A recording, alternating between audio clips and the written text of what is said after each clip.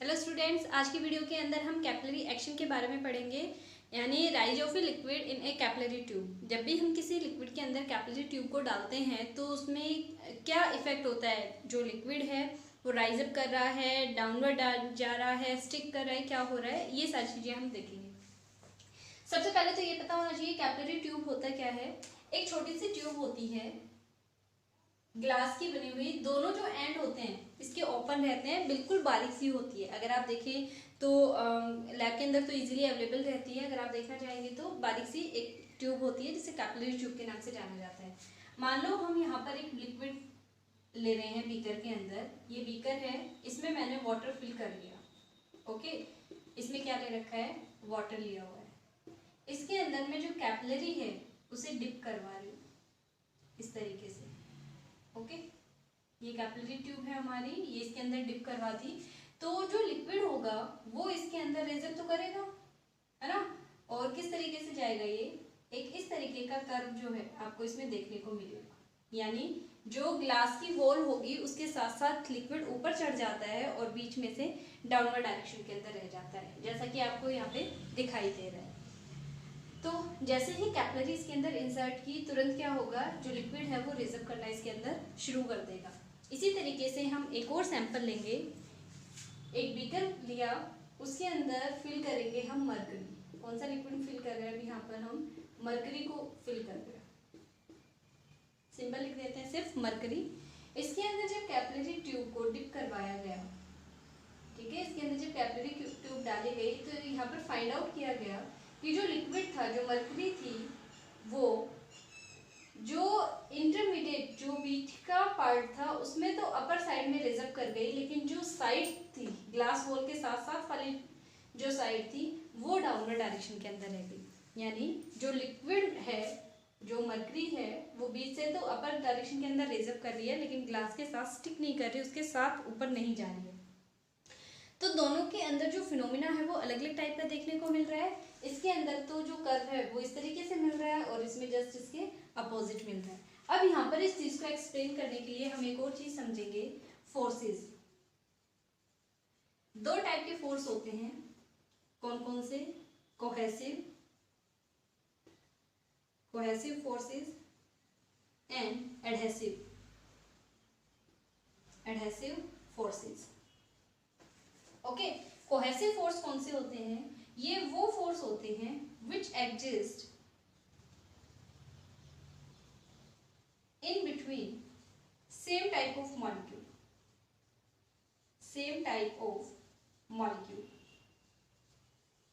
जैसे for example in between water molecule and mercury molecule, इनके बीच में जो फोर्स ऑफ अट्रैक्शन होता है वो सेम टाइप के। अब एक साथ हमने एक गिलास पानी लिया है तो उसके अंदर बहुत सारे वाटर मॉलिक्यूल प्रेजेंट है, तो वो एक दूसरे के साथ प्रेजेंट है क्योंकि वहाँ पे कोहेसिव जो फोर्स है वो काम कर रहा है। और ये ऐसा फोर्स होता है जो सेम टाइप के मॉलिक्यूल्स के बीच में प्रेजेंट रहता है, जिस वजह से वो एक दूसरे के साथ रहते हैं। तो वाटर मॉलिक्यूल अगर एक साथ है, मरकरी मॉलिक्यूल अगर एक साथ है, तो वो किस वजह से है, कोहेसिव फोर्स की वजह से।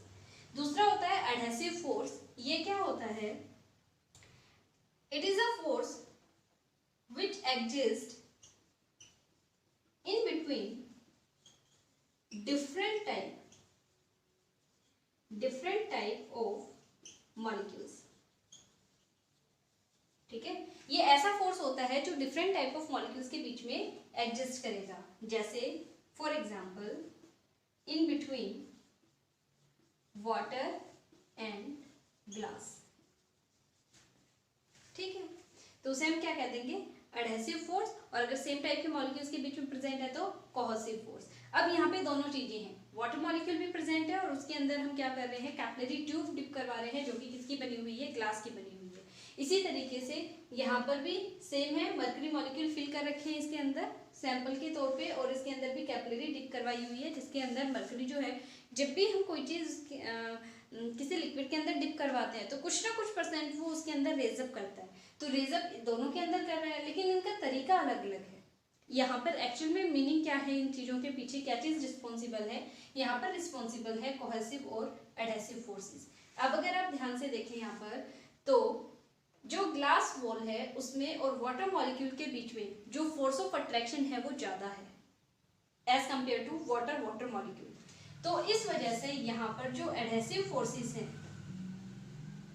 एडहेसिव फोर्सेस जो हैं वो डोमिनेट कर गए ओवर द कोहेसिव फोर्सेस। ये कह सकते हैं ना, क्योंकि जो different in between different molecule जो फोर्स प्रेजेंट है उन्हें एडहेसिव कह रहे हैं। तो वाटर मॉलिक्यूल और ग्लास के बीच में फोर्स ऑफ अट्रैक्शन ज्यादा है यहाँ पर as compared to water molecule. तो सेम टाइप के जो फोर्सेस ऑफ अट्रैक्शन होते हैं इन बिटवीन सेम मॉलिक्यूल वो तो कोहेसिव होते हैं, यानी ये वाले फोर्स कम काम कर रहे हैं, ये वाले फोर्स ज्यादा काम कर रहे हैं। इसी वजह से तो जो वाटर है वो स्टिक कर जाता है ग्लास के साथ में। तो ये तो एक तरीका हो। सेकेंड, अब मरकरी के बारे में अगर बात करें तो रेजर तो ग्लास वॉल के अंदर ये भी कर रहा है कैपिलरी ट्यूब के अंदर, लेकिन ये ग्लास के साथ स्टिक नहीं कर रहा है।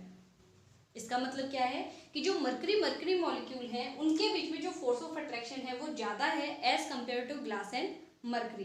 तो अगर ऐसा हो रहा है यहाँ पर तो इसका सीधा सा मतलब क्या है कि जो कोहेसिव फोर्सेस हैं, cohesive forces these are greater in amount as compared to adhesive. Okay, इसी वजह से क्या हो रहा है कि जो मरकरी है वो ग्लास के साथ स्टिक नहीं कर रही है, इनफैक्ट क्या है एक दूसरे से ग्लास वॉल से जो मरकरी है वो दूर प्रेजेंट है। अब देखिए इसके अंदर स्फेरिकल शेप ऑफ ड्रॉप्स और फायर पॉलिशिंग ऑफ ग्लास के अंदर भी हम इसी तरीके की जैसे कैपिलरी रिएक्शन पढ़ा इसी तरीके से इन्हें भी इसी में इंक्लूड कर रहे हैं। जो ड्रॉप्स होती हैं, वाटर ड्रॉपलेट्स होती है, वो स्फेरिकल इन शेप होती है। ऐसा किस रीजन की वजह से होता है? Surface tension tries to decrease surface area of the liquid to the minimum. जो सरफेस टेंशन होती है ये सरफेस एरिया, किसी भी लिक्विड के सरफेस एरिया को मिनिमम करने की कोशिश करती है, डिक्रीज करने की कोशिश करती है। ऐसा किस रीजन की वजह से होता है? जो सरफेस टेंशन है जो भी ड्रॉप होती है उसमें टोटल इनवर्ड पुल करती है, यानी हर डायरेक्शन से जो सरफेस टेंशन होती है उसका पुल कैसा रहेगा? इनवर्ड डायरेक्शन के अंदर रहेगा, जिस वजह से एक ऐसी शेप गेन कर लेता है, स्फेरिकल शेप गेन कर लेता है। और जो सरफेस टेंशन की वजह से जो इनवर्ड पुल आ रहा है वो इसके सरफेस एरिया को मिनिमम करवाता है, और जितना कम सरफेस एरिया होगा उतनी ही जो स्टेबिलिटी है वो इंक्रीज होती है। तो इस रीजन की वजह से क्या होता है, जो वाटर ड्रॉपलेट्स होती है, इनफैक्ट जो ड्रॉप्स होती हैं वो कैसी रहती है? स्फेरिकल इन शेप रहती है। ठीक है, उनका जितना भी गिवन वॉल्यूम होता है उसके अकॉर्डिंग वो स्फेरिकल जो शेप होती है उसे गेन कर लेती है। Secondly, fire polishing of glass. जो ग्लास होते हैं उनके जो शार्प एजेस होते हैं, आपने देखा होगा बहुत सारे जो ग्लास होते हैं जैसे बसेस वगैरह के अंदर या और भी जगह देखा होगा कि अगर बहुत पुराने हैं उनके अंदर क्या रहता है कि जो एज होती हैं उनकी वो शार्प नहीं रहती, इनफैक्ट थिक हो जाती हैं और जो स्फेरिकल इन शेप आना स्टार्ट कर देती है। तो ऐसा किस वजह से होता है? जो शार्प ग्लास एजेस होते हैं are heated to make them smooth. उन्हें इतना हीट किया जाता है ताकि वो क्या हो जाए? स्मूथ। उनका जो सरफेस है वो शार्प ना रह के कैसा हो जाए? स्मूथ हो जाए। This is because on heating, ऐसा इसलिए होता है क्योंकि जब हीट करते हैं the glass melts and takes up round shape. तो ग्लास मेल्ट होना शुरू होता है और राउंड इन शेप आना शुरू कर देता है at the edges which has minimum surface area. और इस ऐसा करने की वजह से उनका जो सरफेस एरिया होता है वो मिनिमम हो जाता है और स्टेबिलिटी इंक्रीज हो जाती है।